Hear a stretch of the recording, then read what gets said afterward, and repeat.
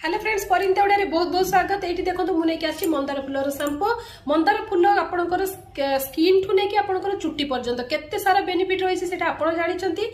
तो मंदार फूल चुटीर स्ट्रंग करने तार चुट्टी मूल को क्लीयर करने चुटीर स्ट्रेंथनिंग जो स्काल्पर स्ट्रेंथ भी बहुत भल। मंदार फूलर बहुत सारा गुण रखी के गोटे बड़ वीडियो कहबी।